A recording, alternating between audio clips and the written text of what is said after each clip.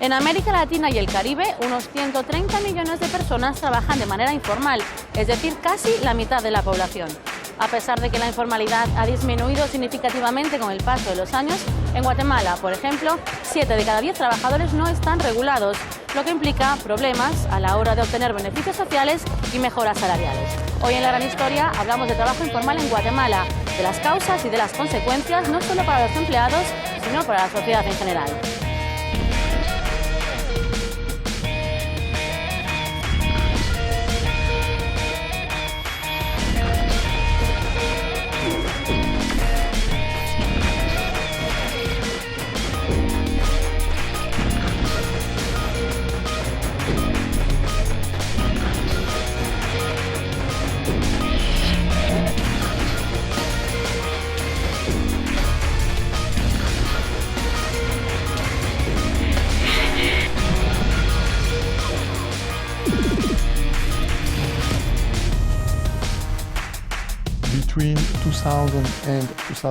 De 2000 a 2007, antes de la crisis mundial, se redujo sustancialmente el número de trabajadores pobres cuyo salario era inferior a $2 diarios.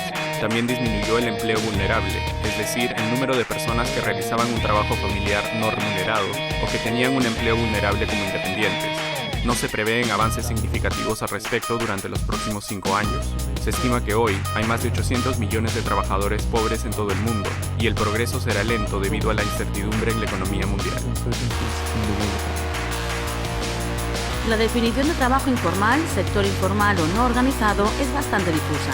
Por ejemplo, en la mayoría de los países desarrollados, las actividades económicas que tienen lugar en la calle o en mercados no son consideradas informales, mientras que en los países en desarrollo sí lo son.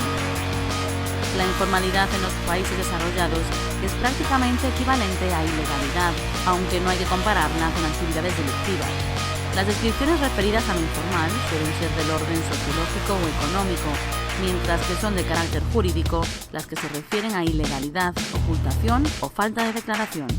Francisco, ¿cuál es la diferencia entre trabajo informal y trabajo irregular? El trabajo informal, tal como se lo entiende, es fundamentalmente una forma de exclusión socioeconómica que está basada en dos cuestiones. La primera es que en todo mercado de trabajo es un mercado regulado, con leyes, con contraprestaciones, etc. El trabajo informal ocurre fuera de este trabajo. Pero al mismo tiempo, el trabajo informal caracteriza un sustrato de la economía que tiene relación con personas de muy baja calificación, de muy baja educación, de muy bajos ingresos, que trabajan en sectores de economía de productividad muy baja, pequeñas empresas familiares, unipersonales, etcétera, lo cual va perpetuando el ciclo de exclusión de las personas que están en el mercado informal. Hay una diferencia que se tiene que hacer entre la economía informal y la economía ilícita, para nada es lo mismo, ¿verdad? Y por lo tanto, los trabajadores que están en la informalidad no necesariamente están en la ilegalidad, ¿verdad? Muchas de las empresas, ¿verdad?, tienen ciertas características de informalidad. Por ejemplo, hay algunos que son informales completamente porque no tienen ni siquiera establecida su empresa, pero hay otros que sí tienen establecida su empresa, pero hay ciertos momentos de todo su proceso productivo que no lo tienen formalizado. Entonces es muy difícil hacer esa distinción tan fuerte, ¿verdad?, entre economía formal, por lo tanto legal, o economía informal, por lo tanto ilegal. El trabajo informal está presente en todos los países de América Latina. En total, unos 130 millones de personas están atrapadas en empleos de mala calidad, con ingresos bajos, inestables, sin derechos ni protección social. El año pasado, el desempleo urbano en Latinoamérica y el Caribe alcanzó su mínimo histórico, un 6,3%, frente al 11% de 2003.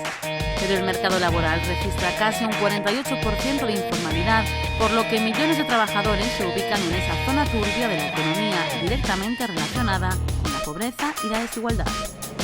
Tiene todo tipo de desventajas. La primera es la precariedad del empleo, son empleos absolutamente precarios. Segundo, el nivel de ingresos es más bajo que el del mercado formal. Tercero, no existe ninguna regulación, por ejemplo, en términos de condiciones de trabajo, mucho más posibilidad de accidente del trabajo. No tienen acceso a seguridad social no tienen acceso al crédito bancario, porque en general no tienen acceso a la propiedad y no pueden demostrar que tienen propiedad. O sea que por todos lados que se lo ve, esas personas están discriminadas, están excluidas y se les hace muy difícil dar el salto a la integración social al mercado formal. Digamos, una persona que no tiene trabajo, pues tiene que exponerse a largas jornadas laborales con una paga mínima, ¿verdad? Con poco acceso a salud, con, digamos, en condiciones precarias, sin vivienda, ¿verdad? Hay países desarrollados donde valga la redundancia, han implementado políticas donde personas que no tienen trabajos necesariamente formales tienen acceso a toda la seguridad del Estado, vivienda, salud, comunicaciones, transporte. Ese no es el caso de este país. Por lo tanto, aquí sí, digamos, el hecho de no tener un trabajo formal hace que las personas caigan en vulnerabilidad y en precariedad de cualquier lado de la balanza. Aparte que, por supuesto, tiene un problema de recaudación de impuestos, digamos, que es la contrapartida de la informalidad, que es un círculo vicioso, ¿verdad? Mientras no se recaudan impuestos, pero tampoco se invierte en las personas. La evidencia muestra que hay una relación directa entre trabajo informal, pobreza y la falta de trabajo decente. La mayoría de los trabajadores en los países en desarrollo están dentro de la economía informal y la cantidad sigue creciendo. Sacar a la gente de la informalidad es muy difícil. Muchos países han llevado a cabo diferentes medidas, pero si se hace de manera aislada, no funciona. Guatemala es uno de los países con mayor empleo informal de toda la región. De los 6 millones de personas que trabajan, unos 4 millones lo hacen en el sector informal. A pesar de que el porcentaje ha bajado 4 puntos respecto al año 2012, casi el 70% de la población económicamente activa trabaja en la informalidad. Ese es el dato más comúnmente conocido en nuestro país, ¿verdad? Lo que evidencia es que este país tiene una economía que excluye, ¿verdad? Que excluye demasiado a la población. Imagínense, 7 de 10 personas, pues es una amplia mayoría la que no tiene acceso a un trabajo decente, a buenos contratos, a seguro social, a ningún tipo de certeza jurídica ni certeza en términos de vulnerabilidad para su propia salud. Es decir, lo que evidencia es que tenemos a una alta mayoría de la población viviendo en condiciones precarias. Los trabajadores en informalidad son gente generalmente de escasos recursos, que no tienen acceso a bienes de la canasta básica vital, muchas veces tampoco a la canasta básica de alimentos, ¿verdad? La mayoría están recibiendo ingresos por debajo del salario mínimo y por lo tanto, digamos, también tienen una baja productividad en términos macroeconómicos, ¿no? Actualmente aproximadamente 3 millones de guatemaltecos se encuentran en la informalidad fuera del sector agrícola. Habría que tomar en cuenta dos aspectos muy importantes para poder medir la informalidad. Uno es el sector, que es donde las personas están trabajando, y el otro es el empleo, que son las condiciones laborales en las cuales están desarrollando su trabajo. Entonces, 1.700.000 se encuentran ubicados en el sector informal, o sea, en lugares de trabajo en los cuales están fuera de la formalidad porque no están sujetos a pago de impuestos, porque no tienen una patente de comercio, porque no tienen las condiciones ideales que propician estas situaciones. De esos, más o menos 1.200.000 se encuentran aproximadamente en el sector formal, o sea, que están en el sector formal, pero de forma informal. Y de esos estamos hablando de señoras que 200.000 aproximadamente que se encuentran trabajando en casas particulares y en condiciones laborales fuera de la legislación laboral. Para el gobierno guatemalteco, el trabajo informal incluye a los empleadores, empleados y obreros de empresas con menos de 6 personas, a los que trabajan por cuenta propia o autónomos, a los no remunerados y a los empleados en casas particulares. El perfil del trabajador informal es un hombre de entre 30 y 40 años, empleado en la agricultura o el comercio. Los hombres se insertan en la informalidad generalmente en la agricultura, son los peones, los jornaleros, los que están más insertos en términos de informalidad. Ahora, las mujeres, que de hecho porcentualmente tienen mayor precariedad laboral, están insertas en el sector servicio, los trabajadores domésticos, ¿verdad? O las pequeñas comerciantes, las que venden comida en las calles o este tipo de trabajo principalmente.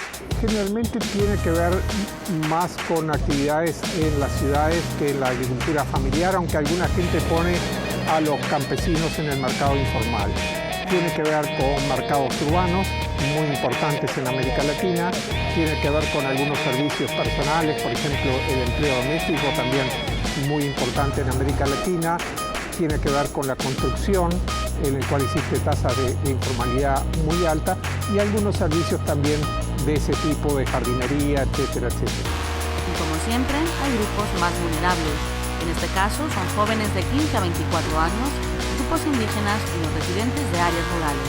Es un país que tiene un altísimo nivel de exclusión social, y esa exclusión, en el caso de Guatemala, se ve compuesta de dos elementos. Primero, en los niveles educativos de Guatemala son muy bajos. Segundo, el mercado de trabajo formal es extremadamente limitado.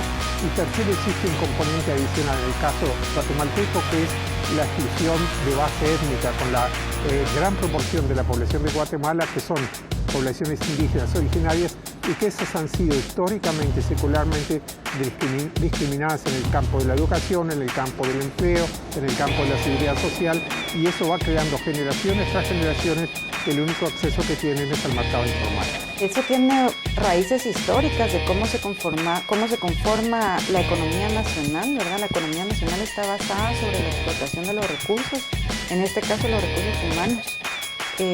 Digamos, con una baja calificación, tenemos también los indicadores más altos de pobreza en la región, ¿verdad? Junto con Haití, tenemos unos de los indicadores más altos también de desigualdad en la región, que eso también responde a la informalidad.